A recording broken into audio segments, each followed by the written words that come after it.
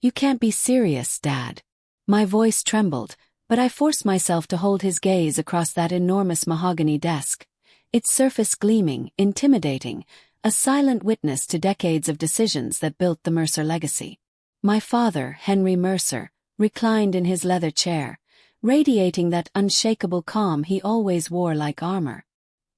He exhaled a plume of smoke and set his cigar with deliberate care in the cut-glass ashtray, as if placing the final period on the conversation.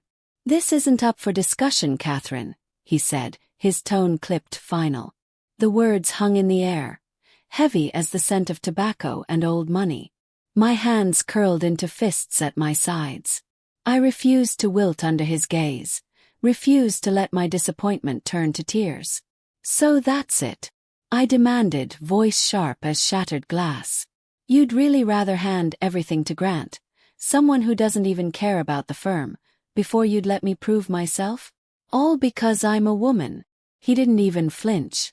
"This firm is for your brother to manage, Catherine," he replied, his voice a study in composure. "You've done well with your education. You'll make a fine wife someday, but this isn't your place." Let me back up. My name is Catherine Mercer. I'm 26, a Harvard-educated lawyer, and the only daughter of Henry Mercer, founder and patriarch of Mercer and Associates, arguably the most powerful law firm in Dallas. Since childhood, my world has been a constant proving ground. I learned to debate at the dinner table, to command respect in boardrooms full of men who looked right through me, to outwork and outthink everyone, including my own brother. I graduated top of my class, passed the bar on my first try, and spent every spare moment buried in case law and depositions. All of it, I thought, would count for something. But in my father's office, surrounded by the trappings of power, the floor-to-ceiling bookshelves, the oil portraits of ancestors staring down, I felt the ground shift beneath my feet. None of it mattered. Not the all-nighters, not the sacrifices, not even the passion I had for the law. In his eyes, I was still just the daughter, expected to marry well, smile graciously, and fade quietly into the background. I steadied my breath, meeting his gaze without blinking. "Grant doesn't care about this firm, Dad. He's reckless. He treats the family name like a joke. He barely scraped through community college, and he's never shown any real interest in the work. You know that as well as I do." My father pinched the bridge of his nose, as if I were a persistent headache rather than his own flesh and blood. "Grant will learn. He's my son, Catherine. It's his birthright to take over Mercer and Associates. You, on the other hand." He paused, his tone softening ever so slightly, as if compassion could balance out his words. "You have other options. You can build a future free from the pressures and burdens of running a firm. I'm protecting you from a life you're not meant for." A mirthless laugh escaped me, bitter and raw. "Protecting me?" echoed. "You're not protecting me, Dad. You're holding me back. I've earned this. I've worked harder than anyone, including Grant, and you know it. But you refuse to see it because you're too stuck in your ways to realize what I'm capable of." His eyes hardened, his mouth set in a grim line. I recognized the look. It meant I'd crossed an invisible line. "That's enough, Catherine," he barked, voice sharp as a gavel. "We're done here." I spun on my heel and stalked out, my heels striking the marble floor with every ounce of defiance I could muster. The grandeur of the house, which once felt like security, now suffocated me. Gilded frames, crystal chandeliers, and polished silver. Everything seemed staged, as if I were an actor trapped in someone else's play. In the parlor, I found my mother arranging flowers. She was always quiet, always composed, the perfect society wife. Her own ambitions long since folded away. She looked up, her eyes gentle but shadowed with exhaustion. "Catherine," she said softly, "what happened?" Frustration and heartbreak threatened to spill over. "He won't let me work at the firm," I choked out. "He's giving everything to Grant and expects me to just accept it. To be grateful, even." She paused, her hands resting on the lilies. "Your father, he has his ways," she said, voice laced with resignation. Maybe it's best not to push him, dear. He means well. I stared at her, stunned by the quiet defeat in her words. Means well. I repeated, disbelief sharpening my tone. Mom, he's throwing away everything I've worked for, everything you sacrificed for, because I'm a woman. How can you defend that? She looked down, her shoulders slumping. I saw then the toll years of gentle obedience had taken on her spirit. I just don't want to see you hurt, Catherine, she whispered. Sometimes it's easier to let things be, even if it isn't fair. Her words lingered in the air, more suffocating than the scent of the flowers. In that moment I understood with painful clarity. If I wanted change, I would have to carve it out for myself.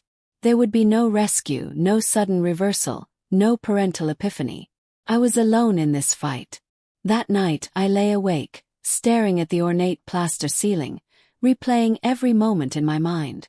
I thought of all the late nights in the Harvard Library, the endless hours memorizing statutes and precedents, the pride I'd felt when I saw my name on that diploma. I remembered the times my father praised me, always with the caveat that it was impressive for a girl. The truth burned in my chest. No matter what I achieved, it could never outweigh the accident of my birth. To him, my value would always be measured by the alliances I could form, not the cases I could win. By sunrise, I'd made my decision. I couldn't stay. Not when every corner of this house reminded me of doors closed in my face. The next morning, I was halfway through stuffing my life into a battered suitcase when the door creaked open. My mother hovered in the doorway, her face pale and tight with worry. "Catherine, what are you doing?" she asked, voice trembling. Before I could answer, my father appeared behind her, his presence filling the room like a storm front. "What's all this?" he demanded, his tone clipped. "Where do you think you're going?" Grant sauntered in last, leaning against the doorframe, still in his robe. He smirked, oozing the careless confidence of someone who'd never had to fight for anything. "Packing for a vacation, sis," he taunted. I zipped my suitcase with a satisfying snap and straightened, facing them all. "I'm leaving," I said, each word measured and unyielding. "Since I'm not welcome at the firm, and apparently don't fit into this family's plans, I'm going to find a place where I do." Hush fell. My father's face darkened, thunderclouds gathering in his eyes. My mother clutched her pearls, her lips trembling with unshed tears. "Catherine," she pleaded, "don't do this. Let's talk it through." But I shook my head. "There's nothing left to say. You've all made your priorities clear." My father stepped forward, his jaw clenched in that familiar, immovable way. "Don't be ridiculous, Catherine," he growled, all warmth gone. "This is your home. Where else would you go? What do you hope to prove by running away?" I met his gaze, feeling something inside me settle, a certainty fierce and bright. "I'm not running away, Dad. I'm finally moving forward. And I'll prove I belong, with or without your blessing." For the first time I saw something flicker in his eyes. Doubt, or maybe fear that the world was changing faster than he could control. But I didn't wait for his answer. I lifted my suitcase and walked past them, my heart pounding but my head held high, determined to build something that was truly mine. "Yes, Dad," I said, my voice steady, louder than I intended, because I needed him to finally hear me. "I've spent too long being overlooked, being told to wait my turn while you handed everything to someone who never had to earn it. Last night you couldn't have made it any clearer. There's no place for me in your firm. I'm done waiting to be acknowledged. I'll go where what I bring to the table actually matters." Grant let out this laugh, low, smug, the sound of someone who's never had to fight for a thing. He shook his head, folding his arms across his chest. "You're being ridiculous, Cat," he said, his tone dripping with condescension. "Throwing a fit because Dad isn't just rolling over and giving you everything. It's not the end of the world." That voice, so certain, so dismissive, sent something sharp through me. I felt years of resentment flaring. "This isn't a tantrum, Grant," I shot back, my words edged with anger and exhaustion. "This is me finally taking control of my own future, something you wouldn't understand. You've never had to fight for a single thing. You've never had to prove yourself. Dad's always just handed you the keys. Dad raised his hand. Sharp, commanding, the same gesture he'd used my whole life to silence arguments. Enough, he said. His voice hard as granite, echoing through the foyer. Catherine, I'm not going to let you walk away from this family. You belong here. This is where you're needed. I stared at him, feeling the finality of this moment. I reached for the handle of my suitcase, the one I'd packed in silence the night before. No, Dad, I said, voice quiet but unwavering. I belong somewhere I'm respected, somewhere I'm not just your daughter, but a person with something real to offer. And it's clear that's not here. The marble of the grand staircase felt cold beneath my feet as I started down, suitcase wheels rattling. My mother's footsteps hurried behind me, her voice trembling, heavy with worry and love and years of compromise. Catherine, please don't go, she pleaded, reaching for my arm. We can work this out, all of us together. Don't do this alone. At the bottom of the stairs, I paused, turning to face her. My mother, who had always kept the peace, swallowing her own needs for the sake of the family. I saw the fear in her eyes. Fear that I would leave and not come back. Fear that she'd lose the one person who ever truly saw her. Mom, I said softly, taking her hand. I love you. But I can't keep pretending that things will ever change if I stay. They won't. I squeezed her hand, wishing I could give her the courage to stand up for herself too. Above us, Dad stood at the top of the stairs, his face a mask of disappointment and anger. Grant lounged against the banister, already looking bored, as if my leaving was nothing more than a minor inconvenience. I opened the heavy front door, the morning sunlight spilling in. I turned back one last time and let my eyes linger on each of them, the family I was leaving behind, the life I was stepping away from. When you're ready to see me as more than just a daughter to be married off, when you're ready to value me for who I am, not what I can do for your reputation, you know where to find me. My voice didn't shake. I stepped outside, closing the door behind me, the crisp air filling my lungs.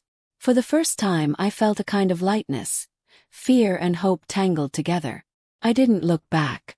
The first few days were a blur of uncertainty and adrenaline. I sent out my resume, made calls, reached out to contacts I'd built on my own. When I landed an interview at one of the most prestigious law firms in Dallas, I felt something shift inside me. They didn't care about my last name, or the connections my father could offer. They cared about my education, my experience, my drive. I walked into that office not as Henry Mercer's daughter, but as Catherine Mercer, Harvard law graduate, capable attorney, determined to make her own mark.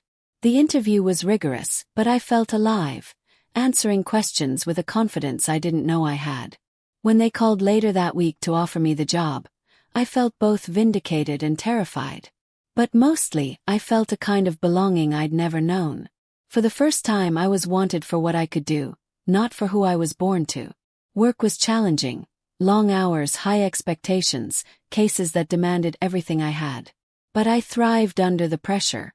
My boss, Richard Hayes, was sharp and demanding, but he saw potential in me.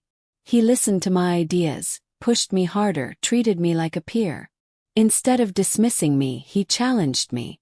Within months, I was handling complex cases, earning respect from colleagues who didn't care about my pedigree.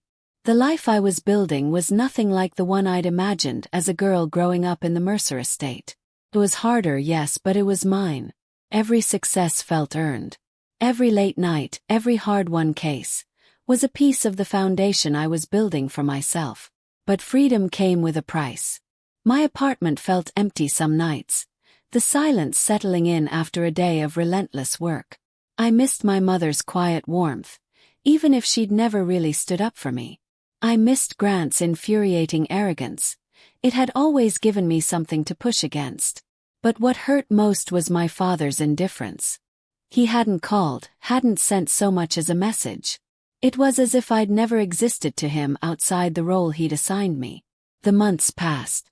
I poured myself into the work, letting it fill the spaces in my life that family used to occupy.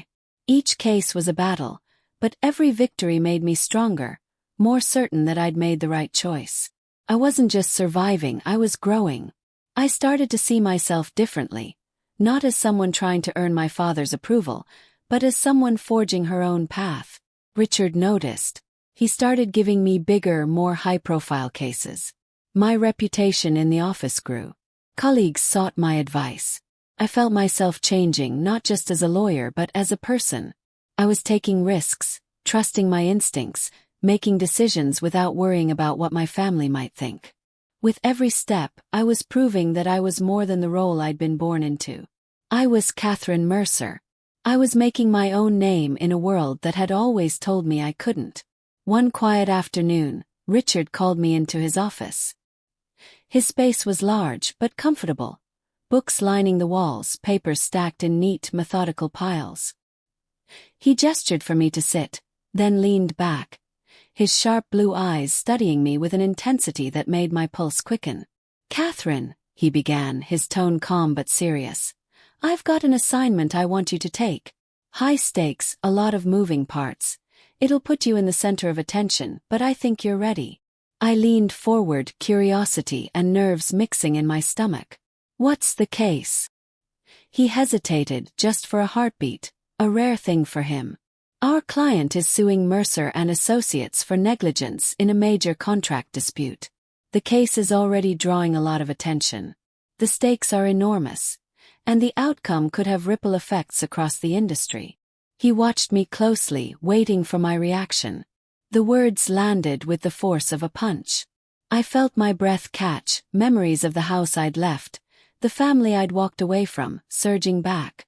"You want me to represent someone suing my father's firm?"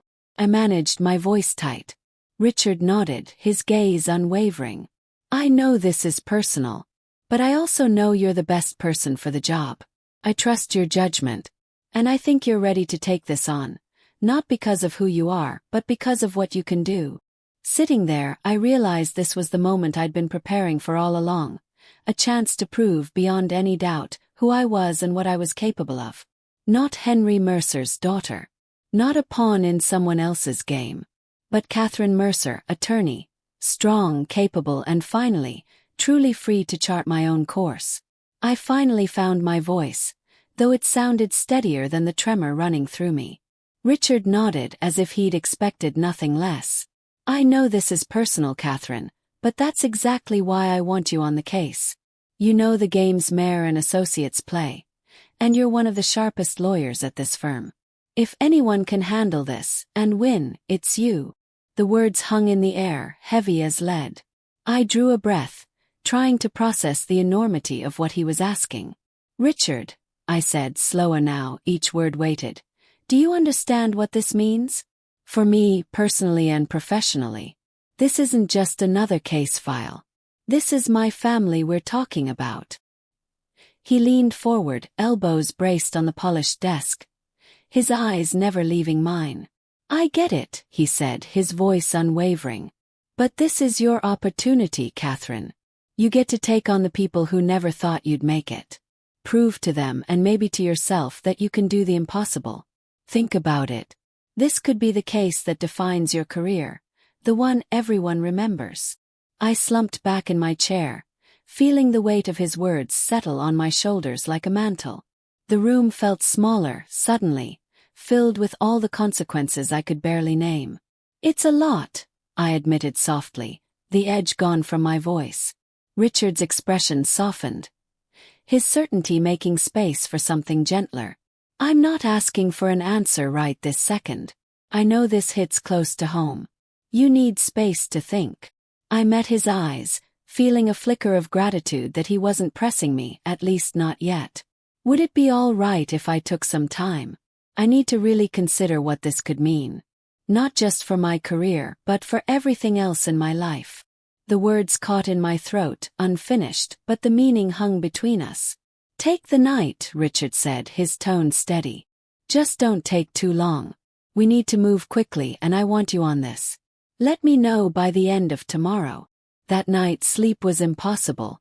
I lay awake, staring at the ceiling, heart pounding, mind racing in circles. I'd spent years building a life outside my family's shadow, carving out an identity as Catherine Mercer, Not just Henry Mercer's daughter. But the thought of facing my father in court, of seeing Grant, who had always worn his entitlement like a badge, filled me with dread and a strange, stubborn kind of resolve. It meant reopening wounds that hadn't fully healed, confronting all the old pain and disappointment. But it also meant something more.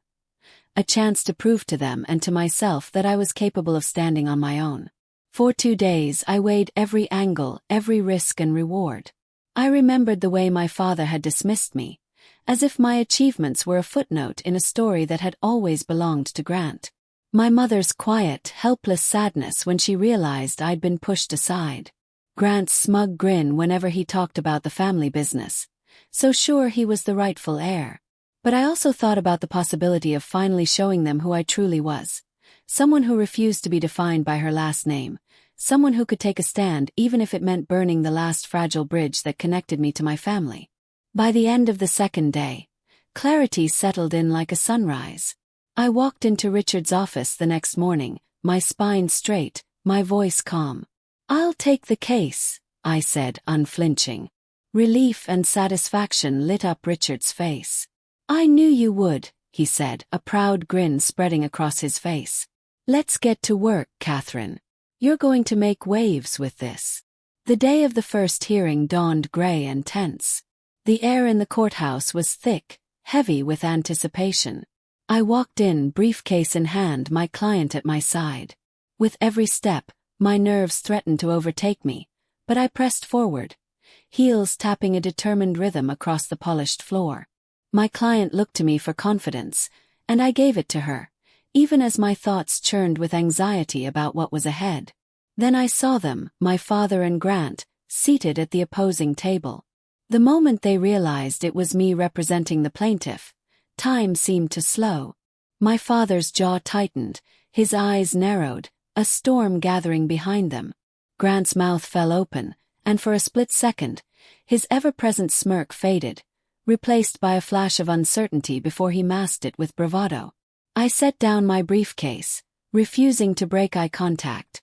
I would not look away. I would not give them the satisfaction of seeing me falter. In that moment, I drew a line in the sand.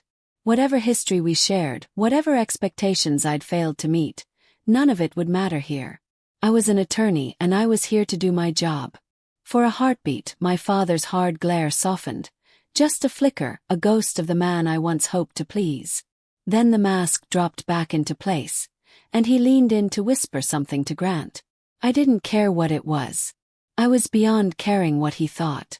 As the proceedings began, I slipped into the role I'd spent years perfecting. Every motion, every objection, every carefully worded argument, I delivered them with precision, my voice steady and clear. The judge addressed me, and I responded without hesitation, my answers crisp and focused. My heart hammered in my chest, but outwardly I was composed, unshakable. My father's silent presence at the defense table was a weight, but it didn't throw me off. Grant's poorly constructed arguments, his desperate attempts to regain footing, they only made me more determined.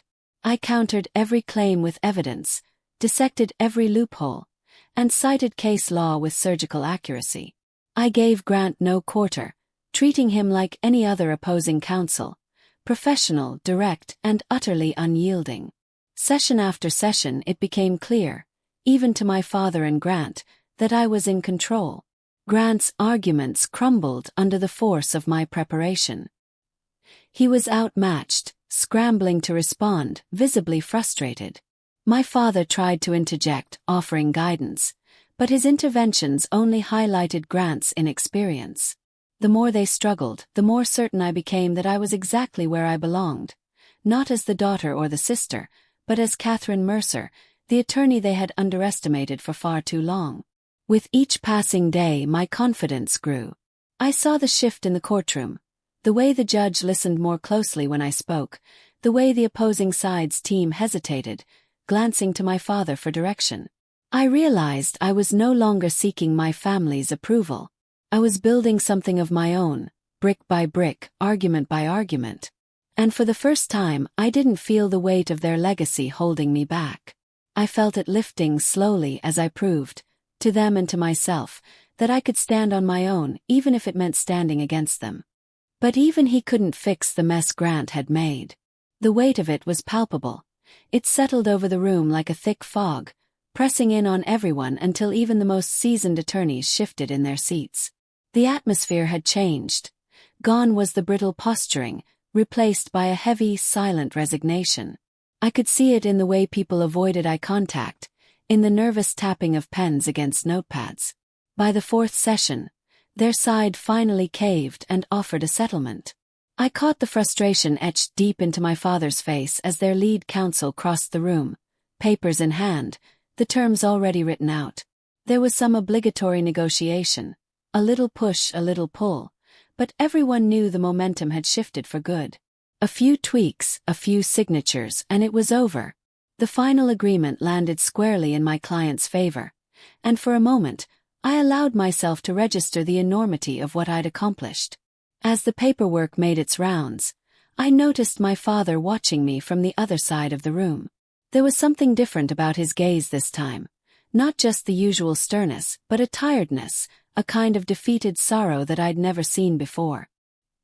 He looked smaller somehow, the weight of his own choices drawn across his shoulders. Grant, on the other hand, couldn't even bring himself to look up. He sat hunched over, staring at the table, his expression a storm of regret and shame. It reminded me of a child caught cheating on a test, embarrassed, exposed, wishing he could vanish. I considered saying something, offering a few words of closure or even comfort, but the moment didn't belong to any of us anymore. My role here was done, and I'd done exactly what I'd come to do. Normally, I would have lingered after a session like this, shared a quiet word with the client, exchanged professional courtesies with the other lawyers, even if the proceedings had been brutal. I'd always believed in leaving things on a note of dignity, no matter how ugly the case had been. But not this time. My father and Grant gathered their files and left quickly, their silence louder than any argument. No handshake, no word of acknowledgement, not even a glance in my direction. The abruptness of it stung more than I liked to admit. I told myself I didn't need their approval, that the work was its own validation, but some part of me deep down had still hoped for a nod, a simple well done, some sign that they recognized what I'd achieved. Instead, their silence was a cold void, leaving me standing there with this heavy, unfinished ache pressing at my chest. I let out a slow breath, shaking off the disappointment as best I could, and refocused on my client. One. I reminded myself that this was the point, the real point, and I couldn't let anyone take that away from me. That evening, when I stepped back into the firm, I was greeted with something I hadn't expected, a burst of applause. My co-workers had gathered in the hallway and break room, their faces beaming with pride. Richard was the first to step forward, his grin wide as he clapped me on the shoulder. "Well done, Catherine," he said, holding up a glass of champagne. "You were flawless in there. That settlement is a huge win for us, and your client couldn't have asked for a better advocate. You really put us on the map today." His words felt genuine, and the warmth in the room was infectious, a sharp contrast to the cold silence I'd left behind only hours before. Someone had organized a celebration, drinks, snacks, laughter. My client even stopped by, shaking my hand with both of theirs. "You were incredible, Catherine. We couldn't have done this without you. You changed the entire trajectory for us." For the first time all day, I let myself smile freely, feeling the knots in my chest finally loosen. Surrounded by people who valued my work and saw my effort, I realized this was the acknowledgement I'd been seeking all along. No words from my father or Grant could have meant as much as the respect of my peers, and I let myself enjoy the sweetness of that victory. This win was mine. Undeniably, unequivocally mine. Later that night, alone in my apartment, the city lights casting a patchwork of gold across my living room floor, I poured a glass of wine and sat by the window. The adrenaline had faded, leaving a quiet emptiness in its wake.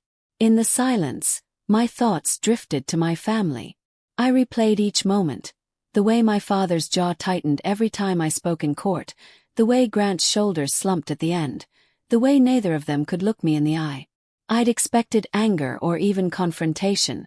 Instead, I'd been met with silence and avoidance. But it was that silence that hurt the most. It echoed louder than any argument, filling the spaces where words should have been. 4 years I'd been chasing after my father's respect, hoping to prove that I was worthy, not just of his name, but of a place in the firm I'd once idolized. I'd thought that beating him in court would finally force him to see me as an equal.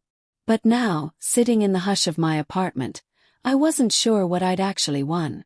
Had I earned his respect, or had I just become a painful reminder of his own failings? Was I now the person who'd exposed the cracks he'd tried so hard to hide? The questions lingered, refusing to let me rest. I stared out at the Dallas skyline, wondering how, if ever, I'd be able to bridge the distance that had opened up between us. The next morning, the office buzzed with its usual energy. Phones ringing, people dashing from one meeting to another, the low hum of conversation filling the halls. I barely had time to drop my bag on my desk before Richard found me, looking oddly hesitant.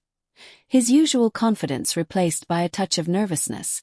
"Catherine," he said quietly, "your father's here. He's waiting in your office."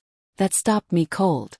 "My father," I managed, trying to keep my features neutral even as my heart hammered in my chest. Richard nodded. "He came in about 20 minutes ago. Said he wanted to talk to you. Take your time, I'll handle your calls." I thanked him, but my thoughts were already spinning as I made my way to my office. When I opened the door, I saw him, Henry Mercer, sitting stiffly in one of the guest chairs, his hands clasped tightly in front of him. He looked up as I entered, and for a split second the mask slipped. His eyes were tired, his brow deeply furrowed. There was something vulnerable in that look, something I'd never seen before. Not just disappointment or frustration, but regret. Maybe even a hint of humility. "Catherine," he said, his voice softer than I'd ever heard it. I closed the door behind me, unsure what to expect. "Dad," I replied, trying to keep my voice steady. "What are you doing here?" He rose slowly, smoothing down his suit jacket as if it gave him something to do with his hands, as if he needed the ritual to gather his thoughts. "I came here to talk," he said, the weight in his tone unmistakable. "To say some things I should have said already." I set my bag on the chair, folded my arms, and waited. The silence stretched, but I held his gaze. "All right, I'm listening." He hesitated, glancing out the window at the city sprawling beyond, then back at me. "You were brilliant in that courtroom, Catherine," he began, his voice unsteady but sincere. "I've seen a lot of lawyers in my time, some of the best. What you did was remarkable. You were prepared in a way that left nothing to chance. Your arguments were clear, your strategy sharp, and the way you handled the pressure. I was proud. Truly proud. I didn't say it yesterday because..." He stopped, searching for the words. "Because I didn't know how. I was angry at myself for letting things get to that point. And maybe a little angry at you for proving me wrong, for showing me what I'd missed. But mostly, I was ashamed that it took losing to you for me to finally see it." He took a breath, the tension in his shoulders easing just a little. "You've always wanted my respect, Catherine. I know that. And I should have given it to you a long time ago because you earned it not just yesterday but over years of hard work and determination. I'm sorry I made you doubt your place. And I'm sorry I made you feel invisible. You're not. You're the kind of lawyer and person I always hoped you'd become.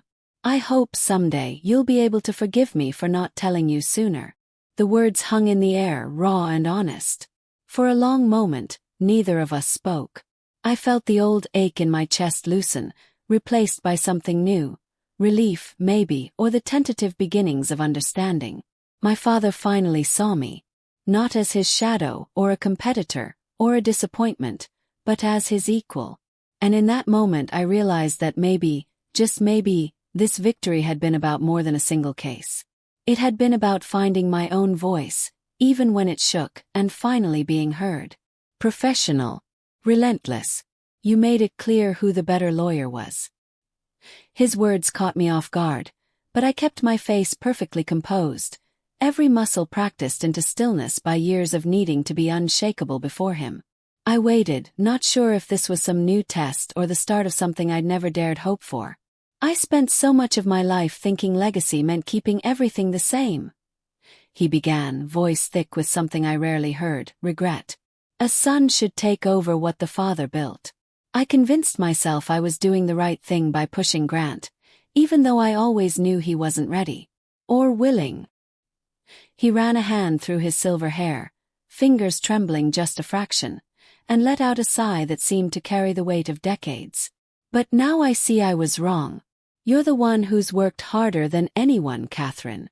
You earned everything you have. And I failed to see that. I failed you. I blinked, trying to process the words. This was the man who'd spent years brushing aside my ambition, telling me to settle for roles that never fit, as if wanting more was some kind of flaw. I'd sat across from him at this very desk as a young associate, my ideas dismissed before I finished speaking. I'd gone home countless times feeling invisible. And now here he was, admitting he'd been wrong. Why now? Why after all the fights, the missed birthdays, the years of barely speaking unless it was about business? Why are you telling me this now? I finally managed, keeping my voice steady even if my heart thundered. After everything that's happened. He met my eyes, and for the first time I could remember, I saw nothing but honesty there. No calculation or expectation, just vulnerability.